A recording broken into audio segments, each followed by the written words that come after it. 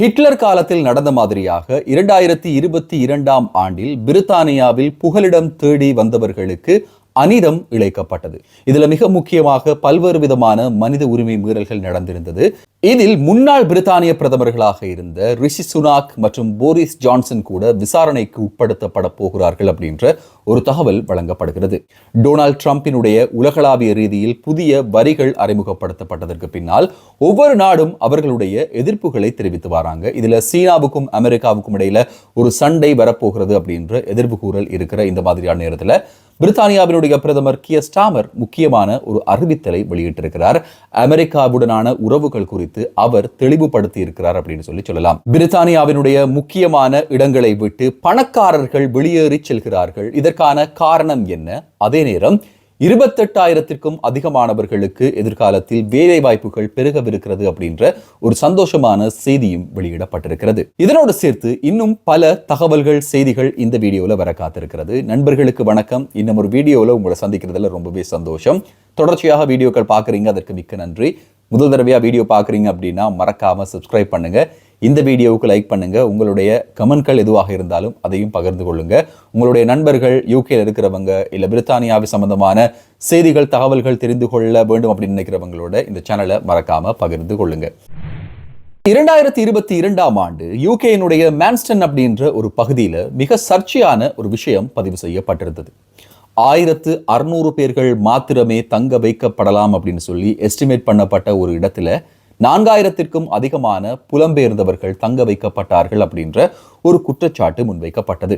இந்த இடம் ஒரு தற்காலிகமாக படகில் வந்தவர்கள் தடுத்து வைக்கப்பட்ட இடமாக காணப்பட்டது. ஒரு டிடென்ஷன் சென்டராக தான் இது ஆரம்பத்தில் காணப்பட்டது. இருந்தாலும் இந்த இடத்துல அதிகப்படியான வசதிகள் கிடையாது. ஒரு அடிப்படை வசதிகள் கூட அங்கே இருக்கல அப்படின்ற ஒரு குற்றச்சாட்டு பின்னாட்கள்ல முன்வைக்கப்பட்டிருந்தது.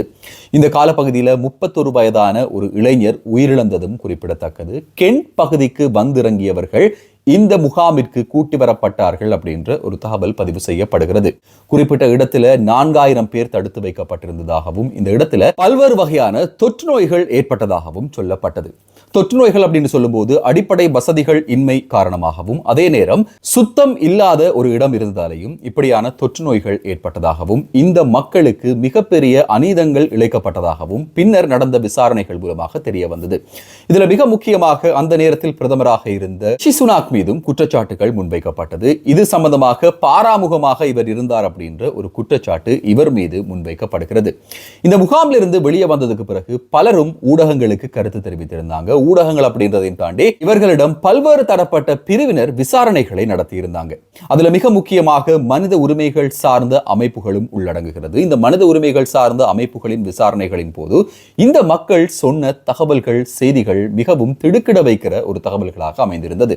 குறிப்பிட்ட முகாம்ல பல்வேறு விதமான வதைகளுக்கு இவர்கள் உட்படுத்தப்பட்டதாகவும் பல்வேறு விதமான இனவாத கருத்துகளுக்கு இவர்கள் முகம் கொடுத்ததாகவும் இதுல பலரினுடைய உளநலம் இந்த முகாமுக்கு வந்ததற்கு பிறகு பாதிக்கப்பட்டது அப்படின்ற ஒரு குற்றச்சாட்டும் முன்வைக்கப்படுகிறது. கடந்த சில மாதங்களுக்கு முன்னால குறிப்பிட்ட முகாம்ல நடந்த இன்னும் ஒரு விசாரணை அம்பலத்துக்கு வந்திருந்தது. அந்த விசாரணை என்ன அப்படின்னு சொன்னா, குறிப்பிட்ட நேரத்தில் இருந்த ஊழியர்கள் வாக்கி டாக்கியில பேசும்போது இவர்கள் எந்த நாட்டில இருந்து வந்தீங்களோ அந்த நாட்டுக்கே போய்விடுங்க அப்படின்னு சொல்லி கெட்ட வார்த்தைகளால் அங்கு இருந்தவர்களை திட்டியதாகவும் ஒரு பதிவு கிடைக்கப்பட்டிருந்தது. இது சம்பந்தமான விசாரணைகளும் கடந்த சில மாதங்களுக்கு முன்னால மேற்கொள்ளப்பட்டது இந்த இடத்துல குறிப்பிட்டு சொல்ல வேண்டியதாக இருக்கிறது. தொடர்ச்சியாகவே பிரித்தானியாவில் படகில் சட்டவிரோதமாக வருபவர்களுக்கு அநீதம் இழைக்கப்படுகிறது. இவர்களுடைய முகாம்கள்ல தகுந்த உட்கட்டமைப்பு வசதிகள் கிடையாது அப்படின்ற குற்றச்சாட்டு முன்வைக்கப்பட்டு கொண்டே வருகிறது. இது மாத்திரம் இல்லாம இன்னும் பல முகாம்களையும் மக்கள் கஷ்டப்பட்டதாகவும் இவர்களுக்கு தொடர்ச்சியான தண்டனைகள் அல்லது வதைகள் வழங்கப்பட்டது அப்படின்ற ஒரு தகவலும் ஊடகங்கள்ல பதிவு செய்யப்பட்டிருந்தது. இது சம்பந்தமாக பல்வேறு தரப்பினர் விசாரணைக்கு உட்படுத்தப்பட இருக்கிறார்கள். இந்த விசாரணைகளினுடைய முடிவு இந்த முகாமில் இருந்தவர்கள் பாதிக்கப்பட்டார்கள் அல்லது இவர்களுக்கு மனித உரிமை மீறல் நடைபெற்றது அப்படின்னு தெரிய வரும் இடத்து இவர்களுக்கு தகுந்த தண்டனை அளிப்பதற்கான தீர்மானமும் மேற்கொள்ளப்பட்டிருக்கிறது. உலகளாவிய ரீதியில் இருக்கிற பல்வேறு மனித உரிமைகள் அமைப்புகள் இதற்கு பின்னால செயற்படுறாங்க அப்படின்னு சொல்லப்படுகிறது. மனித உரிமைகள் அமைப்புகள் மிகுந்த தீவிரமாக இதற்கு பின்னால் செயற்படுவதாகவும் இந்த முகாம்ல நடந்த குற்றங்கள் அல்லது இந்த முகாம்ல இழைக்கப்பட்ட மனித உரிமை மீறல்களுக்கு எதிரான தண்டனை வாங்கி கொடுப்பதற்காக மிக தீவிரமாக இவர்கள் செயற்பட்டு கொண்டிருக்காங்க அப்படின்ற ஒரு மிக முக்கியமான தகவல்களும் ஊடகங்கள்ல பேசப்படுகிறது. பிரித்தானியாவில் இருந்து இறக்குமதி செய்யப்படும் அனைத்து பொருட்களுக்கும் 10% வரிகள், அதே நேரம் கார்கள் மற்றும் காரினுடைய உதிரி பாகங்கள், அலுமினியங்கள் போன்ற பொருட்களுக்கு 25% வரிகளையும் விதிக்கிறேன் அப்படின்னு சொல்லி அமெரிக்காவினுடைய அதிபர் டொனால்ட் ட்ரம்ப் அண்மையில் தெரிவித்திருந்தார். உலகளாவிய ரீதியில பல்வேறு நாடுகளில் இருந்தும் வரிகளை அதிகரித்திருக்கிறார். சீனாவிலிருந்து 104% வரிகளை அவர் அறவிட்டிருக்கிறார். அதற்கு பதிலடியாக சீனா இப்போது 83 தொடக்கம் 84% வரையிலான வரிகளை அமெரிக்காவினுடைய பொருட்களுக்கு விதிக்கிறோம் அப்படின்ற ஒரு தகவலையும் முன்வைத்திருக்கிறது. இதே நேரம் இன்றைய நாள் ஊடகங்கள்ல அதிகமாக பேசப்பட்ட ஒரு விஷயம் என்ன அப்படின்னு சொன்னா, டொனால்ட் ட்ரம்பினுடைய ஒரு ஊடக சந்திப்பு. இந்த சந்திப்பின் போது டொனால்ட் ட்ரம்ப் உலகத்தினுடைய மற்ற நாட்டு தலைவர்களை ஏளனம் செய்கிற விதமாக ஒரு கருத்தை வெளியிட்டிருந்தார். பல்வேறு நாட்டினுடைய தலைவர்கள் தன்னிடம் தொலைபேசியில் தொடர்பு கொண்டு அழுவதாகவும், ஏதாவது ஒரு டீல் செய்ய முடியாதா அப்படின்ற ஒரு கோரிக்கையை முன்வைப்பதாகவும், எந்த ஒரு டீலுக்கும் தான் தயாராக இல்லை அப்படின்றத மிகவும் கிண்டலான ஒரு தொனியோடு அவர் சொல்லி இருந்ததையும் ஊடகங்கள் வாயிலாக அறிய கிடைத்திருந்தது. பிரித்தானிய பிரதமர் கியர் ஸ்டார்மர் இது குறித்து சொல்லும் போது சொல்ற விஷயம் என்ன அப்படின்னு சொன்னா, நாட்டு மக்களுக்கு அல்லது பிரித்தானியாவுக்கு ஏதாவது நன்மை இல்லாவிட்டால் இது சம்பந்தமாகவோ அல்லது டீல் சம்பந்தமாகவோ அமெரிக்காவினுடைய அதிபருடன் எந்த ஒரு டீலுக்கும் நாங்கள் போக போவதில்லை அப்படின்ற ஒரு தகவலை அவர் சொல்லியிருந்தார். இன்னும் பல நாடுகள் அமெரிக்காவினுடைய வரிகள் காரணமாக பிரித்தானியாவில் இருந்து பொருட்களை இறக்குமதி செய்வதற்கு நாட்டம் காட்டுவதாகவும், இது சர்வதேச பொருளாதார அரங்கில் மிக முக்கியமான வாயில்களை திறக்கிறது. அமெரிக்கா அப்படின்ற ஒரு நாட்டை இழப்பதன் மூலமாக பல்வேறு நாடுகள் எங்களுக்கு கிடைக்கிறது. இதன் மூலமாக மிகப்பெரிய ஒரு வருவாயை ஈட்டக்கூடிய வாய்ப்புகள் இருக்கு அப்படின்ற ஒரு தகவலையும் பிரித்தானிய பிரதமர் சொல்லியிருந்தார். இதன் அடிப்படையில் இன்னும் பல நாடுகளும் இந்த ஒரு திட்டத்திற்கு வந்துட்டு இருக்காங்க. அமெரிக்காவினுடைய இறக்குமதிகள் தடை செய்யப்படும் போது மற்ற நாடுகளுக்கு இறக்குமதி செய்வதன் மூலமாக அதனுடைய இழக்கப்பட்ட வருவாயை இன்னும் ஒரு வழியில மீட்கலாம் அப்படின்ற ஒரு மிக முக்கியமான தகவலும் முன்வைக்கப்படுகிறது. 2024 செப்டம்பர் மாதம் லெஸ்டர் நகரத்தில் ஒரு மிக பாரதூரமான சம்பவம் பதிவு செய்யப்பட்டிருந்தது. சிறுவர்கள் வந்து போகிற ஒரு பூங்காவில் 80 வயதான முதியவர் ஒருவர் அடித்து கொல்லப்பட்ட சம்பவம் பதிவாகி இருந்தது. குறிப்பிட்ட முதியவர் இந்திய வம்சாவளியைச் சேர்ந்தவர். தன்னுடைய நாயுடன் வாக்கிங் வந்திருந்த போது சிறுவர்கள் 5 பேர் சேர்ந்து இவரை தாக்கியதாக சொல்லப்பட்டது. இது சம்பந்தமான வழக்கு நீதிமன்றத்தில் எடுத்துக் கொள்ளப்பட்டு இந்த வழக்கில் 14 வயதான ஒரு சிறுவனும் 12 வயதான ஒரு சிறுமியும் குற்றவாளிகளாக இனங்காணப்பட்டிருக்கிறார்கள். இந்த சம்பவத்தை பொறுத்தவரையில குறிப்பிட்ட சிறுமி அந்த சிறுவனிடம் இவருடைய காலால் அமிழ்த்தி கொல்ல சொல்லி தூண்டியதாகவும், இதனை அவருடைய செல்போனில் படம் பிடித்ததாகவும் சிரித்ததாகவும் இவர் மீது குற்றச்சாட்டுகள் முன்வைக்கப்படுகிறது. இவர்களுக்கு என்ன தண்டனை வழங்கப்பட போகிறது அப்படின்ற விஷயங்கள் பற்றி இதுவரையில ஊடகங்கள்ல எந்த விதமான செய்திகளும் வெளியிடப்படல. இருந்தாலும் இப்படியான ஒரு மூர்க்கத்தனமான செயலில் ஈடுபட்ட இந்த 2 இளைஞர்களுக்கும் அதிகூடிய தண்டனைகள் வழங்கப்படும் அப்படின்னு சொல்லி லெஸ்டர்ஷயர் நீதிமன்றம் கருத்து வெளியிட்டிருக்கிறது.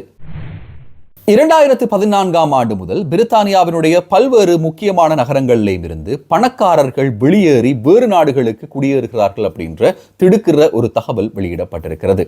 இந்த தகவலின் அடிப்படையில் 12% பணக்காரர்கள் பிரித்தானியாவை விட்டு வெளியேறுகிறார்கள் அப்படின்ற தகவல் முன்வைக்கப்படுறதோட லண்டன்ல அதிகமானவர்கள் வெளியேறுகிறார்கள். அதே நேரம் லண்டனில் கடந்த ஆண்டு 100 மில்லியன் பவுண்ட்கள் சொத்து மதிப்பை கொண்டு ஒருவரும் வேறு ஒரு நாட்டில் குடியேறியதாக சொல்லப்படுகிறது. பிரித்தானியாவில் வியாபாரம் செய்வதில் இருக்கிற சிக்கல்கள், அதிகப்படியான செலவுகள், இப்படியான காரணங்கள் இன்னும் ஒரு நாட்டை தெரிவு செய்வதற்கான காரணங்களாக மாறி இருக்கிறது அப்படின்ற ஒரு தகவல் முன்வைக்கப்படுகிறது.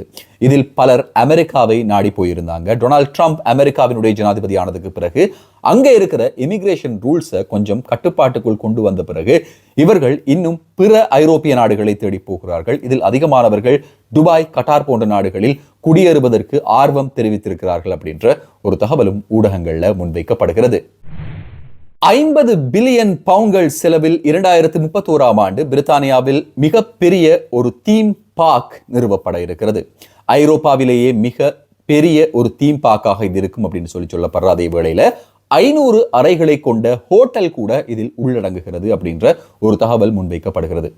ஐரோப்பாவை பொறுத்தவரையில் ஐரோப்பாவிற்கு பொதுவான ஒரு டூரிஸ்ட் அட்ராக்ஷன் பிளேஸை ஆரம்பிக்க வேண்டும் அப்படின்ற நோக்கத்தின் அடிப்படையில் பிரித்தானியாவுக்கு இந்த ப்ராஜெக்ட் கிடைத்திருக்கிறது அப்படின்னு சொல்லப்படுகிறது. இந்த ப்ராஜெக்ட் சக்சஸ்ஃபுல்லாக நடக்குமாக இருந்தால் கிட்டத்தட்ட வருடம் ஒன்றிற்கு 51 லட்சம் பேர் வரையில யூகேக்கு இதற்காகவே வருவார்கள். இந்த தீம் பார்க்க பார்க்கறதுக்காகவே மிகப்பெரிய ஒரு சுற்றுலா பயணிகளை கவரக்கூடிய இடமாக பிரித்தானியா மாறும் அப்படின்ற நம்பிக்கை வெளியிடப்பட்டிருக்கிறது. இதன் அடிப்படையில் இந்த ப்ராஜெக்டுக்காக மாத்திரம் 28,000 வேலை வாய்ப்புகள் உருவாகும் அப்படின்ற ஒரு தகவல் முன்வைக்கப்படுகிறது. 2031ஆம் ஆண்டு இந்த ப்ராஜெக்ட் வருகிறது அப்படின்ற காரணத்தினால இதற்கு இடைப்பட்ட கால பகுதியில் மிக பாரிய அளவிலான வேலை வாய்ப்புகள் வருவதற்கான வாய்ப்புகள் இருக்கு அப்படின்ற தகவலும் முன்வைக்கப்படுகிறது. இந்த வீடியோவை முழுசா பார்த்துருப்பீங்க அப்படின்னு நம்புறேன். தொடர்ச்சியாக பார்த்துருந்தீங்கன்னா மறக்காம சப்ஸ்கிரைப் பண்ணுங்க. இந்த வீடியோவுக்கு லைக் பண்ணுங்க. உங்க நண்பர்களோடையும் இந்த வீடியோவை பகிர்ந்து கொள்ளுங்க. இன்னும் ஒரு வீடியோவில் இன்னும் சுவாரஸ்யமான புதிய தகவல்கள் செய்திகளோடு உங்களை சந்திக்கும் வரை நன்றி, வணக்கம்.